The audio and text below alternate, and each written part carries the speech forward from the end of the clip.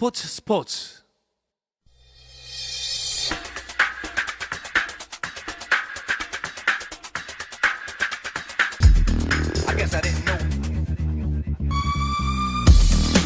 영국과 한국으로 하는 이원 축구 방송 이건 김정용의 해축통신 시작합니다. 먼저 풋볼리스트 김정용 기자와 인사 나누겠습니다. 어서 오십시오. 안녕하세요, 김정용입니다. 반갑습니다. 자, 오늘은 아마도 영국에 계시겠죠. 이건 축구 전문 기자도 연결합니다. 이건 기자 안녕하세요. 네, 안녕하세요. 영국 런던에 있는 이건입니다. 아직까지는 런던에 있습니다. 곧 아마도 어디론가 또 떠나실 것 같은 말투네요. 자, 김정용 기자 먼저 이 소식부터 전해야 될 것 같아요. 드디어 파리 생제르맹이 본격적으로 움직이기 시작했습니다. 네, 그렇습니다. 세계 최고의 부자구단 강팀 중에 하나이기도 하지만 네. 또 이제 한국 선수 이강인의 영입설이 강해서 우리가 굉장히 관심을 두고 있는 팀인데요. 파리 생제르맹이 지난 시즌 1년 동안 팀을 지휘했던 갈티에 감독과 결별을 했습니다. 네. 이게 예정돼 있는 거였는데 이제 좀 시간을 좀 끌다가 뒤늦게 발표가 났고요. 곧바로 루이스 엔리케 신인 감독과 2년 계약을 체결했습니다. 이 엔리케 감독은 많이 얘기가 안 되는데 2002 한일월드컵 때 그 8강전에서 대한민국과 상대했던 스페인 선수였어요. 아, 맞아요. 네. 네. 이 얘기를 요즘 잘 안 하는데 그때 교체로 들었었습니다. 네. 선수 시절 굉장히 스타였고 감독이 된 뒤에도 바르셀로나의 2015년 3관왕이라든지 최근 스페인 대표팀이라든지 호평을 많이 받은 좀 괴짜이긴 하지만 훌륭한 감독입니다. 그렇군요. 아니 이건 기자, 엔리케 감독이 사실 내정된 거는 꽤 전으로 알고 있는데 발표가 좀 늦어진 거네요.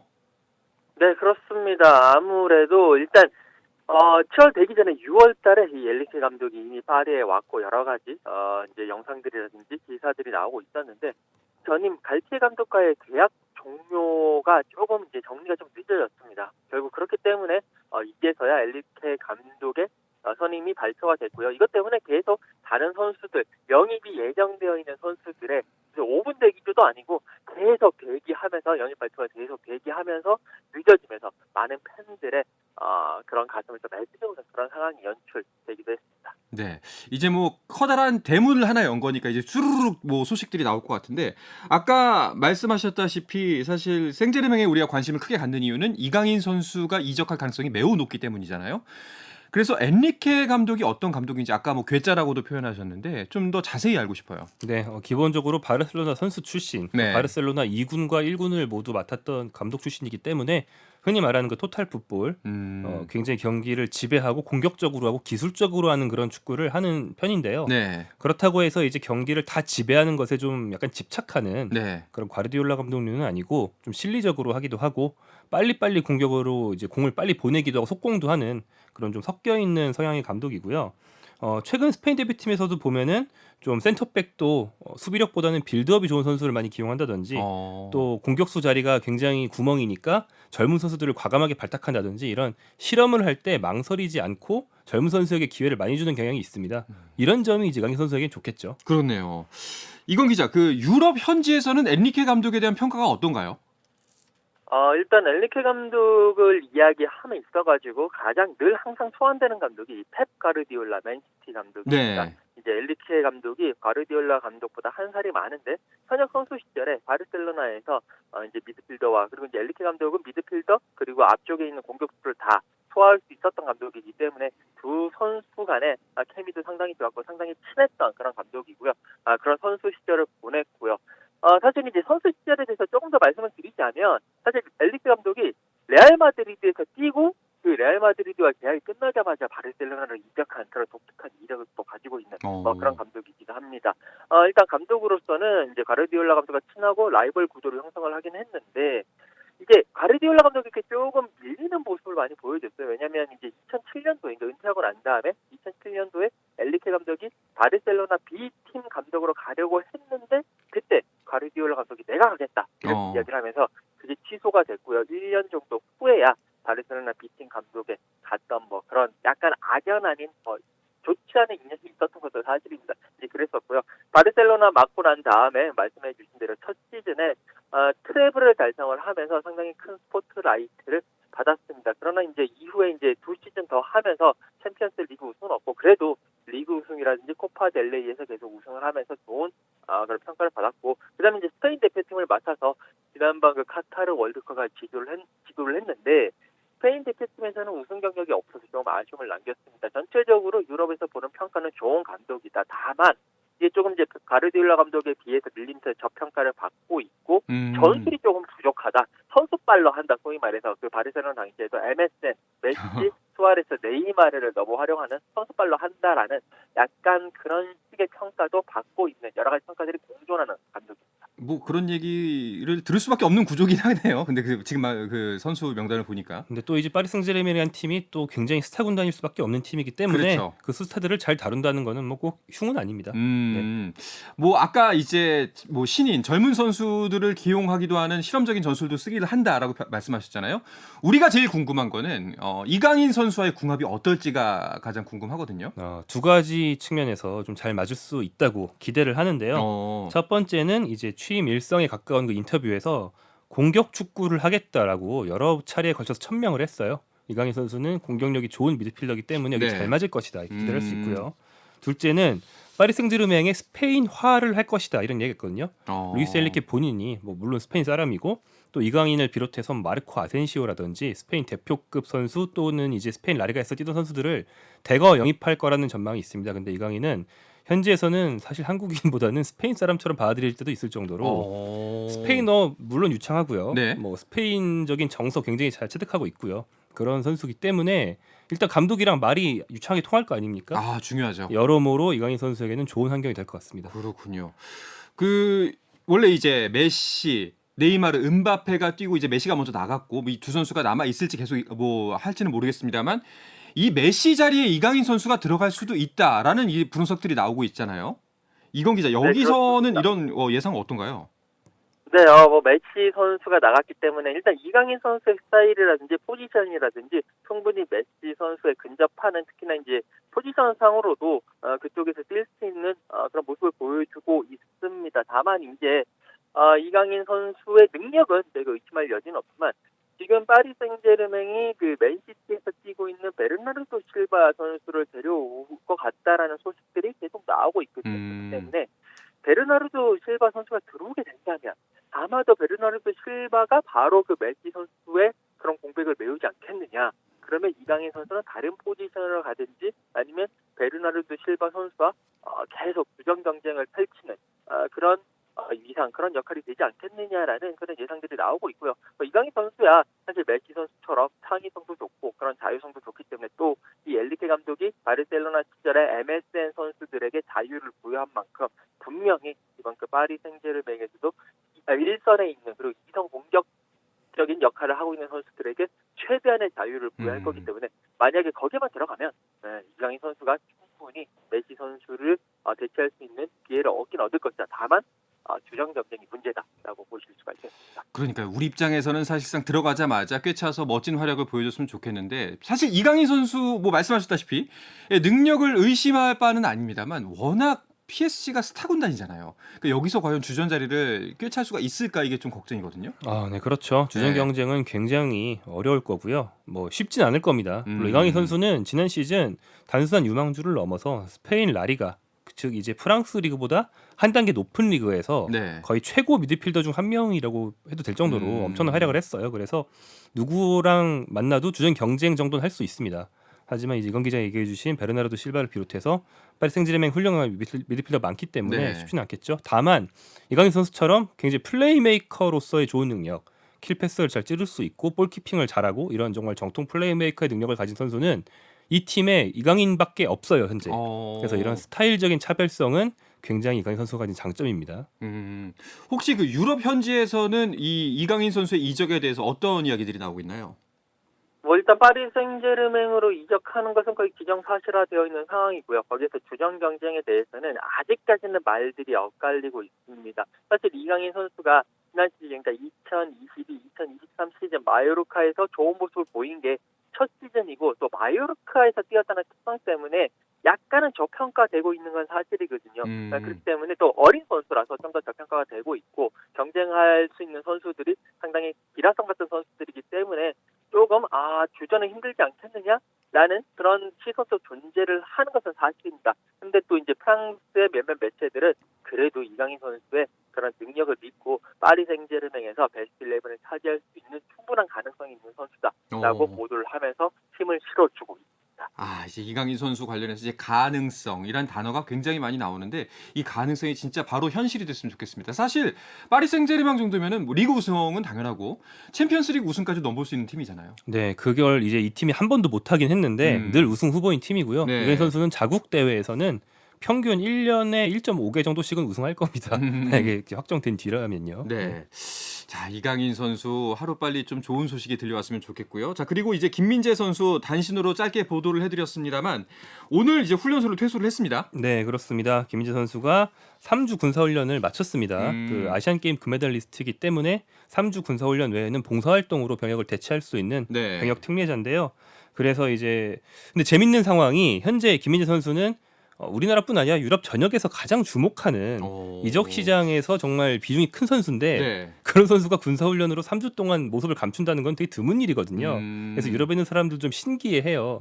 김민재가 잠깐 군대 갔다고 이게 무슨 소리야 이렇게 되어 있는데 네. 오늘 오전에 논산훈련소에서 나왔고요. 네. 훈련을 잘 마치고 이제 돌아왔습니다. 제가 뭐 물어보진 않았지만 확신할 수 있는 건 나오자마자 무조건 올라온 휴게소에서 단 걸 사 먹었을 겁니다. 아, 그래요. 단 걸 또 좋아하나 보군요. 아니, 거기 있으면 누구나 먹게 되니까. 그렇죠. 네. 예. 이건 기자, 그 김민재 선수 관련해 가지고 유럽에서는 어떤 이야기들이 나오고 있나요? 네, 일단 김민재 선수의 그 미넨 이적은 거의 다 이제 확실하게 됐다라는 소식들이 많이 나오고 있습니다. 거기에 대해서 그냥 유럽 언론들은 메뉴가 이 김민재 선수를 계속 쫓아가다가 결국 이제 막판에 힘이 빠지면서 바이에른 뮌헨에게 하이제킹 당했다. 바이에른 뮌헨이 중간에 낚아챘다. 그래서 메뉴가 허탈해하고 있다. 여기 이제 메뉴는 자신들이 이제 바라는 대로 선수들을 영입하지 못하는 이 현실에 어떻게 보면 좀 자존감에 대한 의문을 가지고 있다라는 식의 그런 좀 재미난 보도들도 나오고 있고요. 그 유럽의 이적장 전문가인 그 파브리스 로마노 기자가 계속 김민재 선수에 대해서 이야기를 하고 있었는데 지난번에는 김민재 선수 메디컬 테스트 이제 그때는 5일날 한다라고 이야기를 해가지고 네. 그때는 훈련소에 있는데 무슨 5일날 하느냐라는 뭐 그런 이제 피드백도 많이 받았나 봐요. 그 이후에 다시 말을 이제 다시 새로운 보도를 했는데 로마노 기자가 메디컬 테스트가 미넨에서 진행되지 않고 그냥 서울에서 하고 그다음에 오피셜이 날 것이다라는 그런 이야기도 했고요. 지금 상황을 봐서는 바로 훈련소에서 나와서 다음날 독일 미넨으로 떠나는 것이 아니라 서울에서 메디컬 테스트를 하고 그리고 이제 오피셜 영입 보도가 나오지 않겠느냐라는 그런 예상들이 주를 이루고 있습니다. 아니 그러게요. 그 기사를 보니까 뮌헨 메디컬 팀이 왔다고 하더라고요. 네, 그렇습니다. 이런 경우가 좀 가끔 있긴 한데 네. 보통 이제 국가대표팀 관련된 검사를 뭐 주로 하지 유럽 팀의 그런 메디컬 테스트를 한국에서 하는 경우는 많지 않거든요. 김민재 선수는 팀에서 굉장히 많은 배려를 받았다고 볼 수 있고 그만큼 이 바이에른 뮌헨이 김민재를 이제 영입한다는 전제하에 굉장히 소중하게 생각한다는 걸 알 수 있는 대목이고요. 네. 오늘 논산훈련소에서 오전에 나와서 서울로 올라온 뒤에 서울에 있는 대형 병원에서 오늘 오후에 아마 지금 진행 중이거나 간 마쳤거나 그랬을 것 바로요? 같은데 네. 아마도 오늘 오후에 메디컬 테스트를 할 예정으로 제가 알고 있었고 그러니까 이제 바이에른 뮌헨의 의료진 중에서 일부 한 명 정도가 입국해서 네. 국내의 그 해당 병원의 의료진과 이제 뭐 협업을 하겠죠. 형태로서 검사하는 걸 지켜보고 이제 몸에 이상이 없다는 걸 구단에 보고하게 되는 거죠. 생각보다 굉장히 빨리 진행되고 빨리 이제 뭐 도장을 찍을 날이 올 것 같다는 느낌이 듭니다. 그 아까 이 김민재 선수 이적 소식 관련해서 국내 뉴스에 가장 많이 등장하는 외국 기자 이름이 로마노 기자인데요. 이건 기자, 뭐 유럽에서도 이 로마노 기자라는 사람의 글을 가장 신뢰하는 소식통으로 보고 있는 건가요? 네, 그렇습니다. 아무래도 이제 2020년대 들어서 가장 이적 시장에서 공신력이 가장 높은 기자로 이름을 알렸고 이제 뭐 그런 정보 능력이라든지 이런 거는 이제 뭐 플라텐버그라든지 뭐 여러 많은 아틀레틱이라든지 스카이스포츠라든지 BBC 이런 기자들도 비슷한 그런 정보 능력을 가지고는 있습니다만 이 로마노 기자가 자신의 그런 플랫폼, SNS 플랫폼을 상당히 많이 활용을 합니다. 뭐 트위치 방송이라든지 트위터라든지 그리고 인스타그램이나 이런 쪽에 많은 SNS들을 활용을 하면서 많은 팬들에게 다가가고 있는 게 사실이고요. 그렇기 때문에 지금은 이 로마노 기자가 이게 사실 도입부 비니낀이라고 그런 식으로 많이 몰리다 보니까 더더욱 많은 정보들이 들어오고 또 자신의 그런 여러 가지 정보원들도 활용하는 모습을 보이면서 계속 발빠른 소식을 전하고 있고요. 지금 뭐 그의 그 SNS 팔로워가 각각 뭐 1,000만 명이 넘겼다라는 이야기가 나오거든요. 그만큼 이쪽 이적 시장에 있어가지고는 상당히 큰 영향력을 가지고 있는 기자고 저도 매일 아침 일어나면 이 기자의 그 트위터에 가서 열심히 체크를 하는 그런 모습을 좀 보여주고 있습니다. 그렇군요. 기자들이 그 정보를 얻는 소스가 되는 정도면 대단한 것 같은데 나중에 이건 기자도 뭐 이제 정보 소식통 요걸로 한번 쭉 그 런던에서 좀 길을 닦아놓으면 좋지 않을까라는 생각이 듭니다. 자, 그럼 또 궁금한 거. 김민재 선수가 이제 미넨으로 가는 게 확정이 된다면은 김민재 선수의 주전 경쟁은 어떨까요? 이건 제가 보는 전망과 네. 독일 현지의 좀 신뢰성 높은 매체들이 보는 전망이 좀 일치하는데요. 김민재 선수는 현재로서는 주전으로 간주되고 있습니다. 주전 자리에 도전하는 것도 아니고요. 네네. 오면 주전이다. 일단 주전. 이렇게 간주되고 있고요. 기존 센터백 중에서 많은 선수들이 나가요. 그 프랑스 그 파리 생제르맹으로 2명이 갑니다. 예정상으로는. 그래서 이제 바이에른 뮌헨 센터백이 좀 부족해지는데 3명 남거든요. 김민재를 포함해서 3명. 근데 그 셋 중에서 우파메카노라는 프랑스 대표 선수가 좀 밀릴 가능성이 높고 네. 현재로서는 김민재가 더리우트라는 네덜란드 대표와 함께 주전 조합을 구축할 것이다. 이런 전망이 우세합니다. 알겠습니다. 자, 이런 가운데 김민재 선수가 케인과 같이 뛸 가능성이 있다는 이야기도 나오고 있는데요. 이 소식은 잠시 쉬었다가 와서 자세하게 짚어보도록 하겠습니다.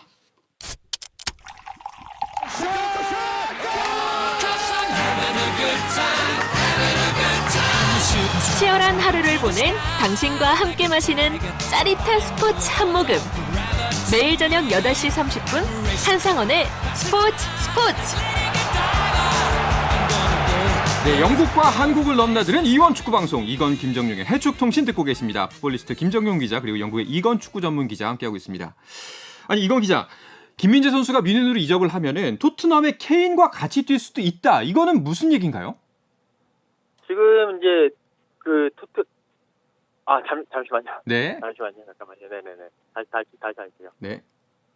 네, 토트넘 이제 김민재, 케인 질문 다시 한번 주시겠어요? 죄송합니다. 네. 자, 이건 기자. 김민재 선수가 이적을 하게 되면은 현재 토트넘에 소속돼 있는 케인 선수와 같이 뛸 수도 있다라는 이야기가 나오는데 이건 무슨 얘기인가요? 네, 바이에른 뮌헨, 그러니까 김민재 선수는 바이에른 뮌헨으로 좀 이적이 거의 99.9% 확정된 상태죠. 이 얘기는 바이에른 뮌헨이 해리 케인을 영입하고 싶다, 영입을 지금 계속 추진하고 있다라는 이야기입니다. 해리 케인이, 그러니까 바이에른 뮌헨이 지난 시즌에 분데스리가 우승은 했습니다만 시즌 막판 마지막 경기까지 도르트문트와 치열한 경쟁을 통해서 겨우 우승을 했거든요. 그 겨우 우승하게 된 이유가 뭐냐? 최전방에서 무게감이 떨어진다. 로베르트 레반도프스키가 바르셀로나로 이적하고 난 이후에 최전방 공격수가 없는 것이 큰 약점이 됐다라고 파악을 했고요. 결국 이것을 타개하기 위해서는 해리 케인을 데려와야겠다라는 결론을 내렸습니다. 지금 해리 케인이 토트넘과 계약 기간이 1년밖에 안 남았습니다. 그렇기 때문에 지금이 이 바이에른 뮌헨 입장에서는 데리고 올 수 있는 적기다라고 생각을 했고요. 1차 제안은 했습니다만 그냥 바로 토트넘이 거부를 했습니다. 2차 제안을 이정도 약간 1,300억 원, 1,328억 원 넘는 그런 제안을 했는데 여기에 바이에른 뮌헨이 케인 선수를 데려오기 위해서 바이에른 뮌헨에서 전 단장을 했던 루메니게 단장까지 대표로 해서 협상단을 꾸렸다라는 소식이 나오고 있고 그만큼 진심으로 모든 것을 다 전력 투구를 해서 케인을 데려오겠다라는 뜻을 내비치고 있기 때문에 지금 상황에서는 저렇게 바이에른 뮌헨도 진심이고 케인도 가고 싶어하고 이런 상황에서 조금 더 케인이 바이에른 뮌헨 쪽으로 와서 김민재 선수와 한 팀을 이룰 수 있지 않겠느냐 쪽에 약간의 무게중심이 조금 더 넘어가고 있는 상황이 아닌가 싶습니다. 가능성이 좀 높네요. 근데 그 레비 회장은 이 소식 듣고 극대노했다면서요? 네. 다니엘 레비 회장은 우리 손흥민의 소속팀이라서 많이 친숙하실 텐데 이적 협상을 할 때 굉장히 완고하고 끈질긴 태도로 유명합니다. 좀 시간을 오래 끄는 경향도 있고요. 그래서 2년 전에도 해리 케인이 맨체스터 시티로 가고 싶다는 뜻을 좀 공개적으로 밝혔을 때 굉장히 완고하게 결국 못 가게 막은 바가 있거든요. 그런 걸 이제 참고하시면 될 텐데 근데 이제 대노한다고 해서 막을 수 있는 거는 아닌 게 빨리 결정하지 않으면 이적 시장 막판에 케인이 바이에른으로 결국 간다는 결정이 나버리면 토트넘 입장에서는 이 정도 수입이 있어도 대체 선수를 살 수가 없는 상황이 돼버리면 그렇죠. 손흥민 선수는 파트너 없는 공격수로서 1년을 보내야 되기 때문에 토트넘 입장도 입장이지만 저희 한국 사람들 입장에서는 그런 걸 보고 싶지 않거든요. 그렇죠. 그래서 빨리 보내든지 아예 진짜 안 보내고 내년에 이적료를 못 받을 각오를 하든지 둘 사이에서 결단을 확실히 할 필요가 있을 겁니다. 후자를 선택할 가능성은 사실상 좀 낮아 보이죠. 그런데 후자를 선택한다면 토트넘이 이번 시즌 전력을 유지할 수 있다는 거고 챔피언스리그 진출 확률이 좀 높아지니까 그것도 역시 수입이거든요. 그래서 그쪽에 걸 수도 있습니다. 그건 팀의 판단에 따라 달렸죠. 이게 좀 판단이 어려운 게 토트넘이 지금 이적 시장을 꽤 알차게 보내고 있잖아요. 그렇습니다. 지금 토트넘이 뭔가 좀 달라진 느낌. 예전에는 뭐 조금 선수들을 안 사오거나 아니면 되게 찔끔찔끔 사오거나 되게 이상한 선수를 사왔는데 지금은 토트넘이 아예 이적 시장 시작함과 동시에 많은 선수들, 그러니까 예년과 비교해서 많은 선수들 데려오고 있습니다. 일단 클루세프스키 선수를 임대로 데려왔는데 완전 영입 확정했고요. 네. 또 레스터시티가 2부 리그로 강등되면서 많은 선수들이 매물로 나왔는데 제임스 메디슨 선수를 데리고 오면서 또 중원도 강화를 했습니다. 골문 비카리오 선수 골키퍼 데리고 왔고요. 여기에 페드로 포로 선수도 임대 상태였는데 완전 영입을 이렇게 확정을 지은 상태입니다. 그만큼 계속 영입을 했고 또 추가 영입까지 이어질 전망이기 때문에 뭔가 토트넘의 행보가 예년과는 다르다라는 그런 평가를 받고 있습니다. 아니 뭐 또 토트넘 팀 자체에 추가 영입 소식 같은 게 들어온 게 있나요? 네, 그렇습니다. 일단 판더펜이라는 네. 이제 이름만 봐도 이제 반으로 시작하는, 그러니까 중간에 반이 들어간 사람들은 네덜란드 네덜란드죠. 사람이죠. 네. 판 니스텔로이라든지 네. 네덜란드의 스타 센터백의 자질이 충분한 유망주 선수가 있습니다. 이 선수 영입에 굉장히 접근했다라는 좀 보도가 있고요. 이 판더펜 선수는 현재로서는 확실하게 말할 수는 없는데 좀 아직 영입하려면 멀었다라고 보는 매체들도 있긴 합니다만, 또 어떤 매체에서는 이미 토트넘 구장을 방문해서 아버지 에이전트와 대동해가지고 다 이제 감독이랑 다 만났다, 사인만 남았다라고 보는 경우도 있거든요. 이렇게 센터백부터 공격진까지 전면적으로 좀 전도 유명한 선수들을 많이 모으고 있습니다. 굉장히 뭐 변화무쌍한 시기를 보내고 있는 토트넘의 모습인 것 같습니다. 자, 이적 시장 관련해서 또 이 정반대의 또 팀이 있는데요. 그 첼시가 지난 이적 시장에서는 그렇게 선수들 사들이더니 지금 싹 다 팔고 있죠?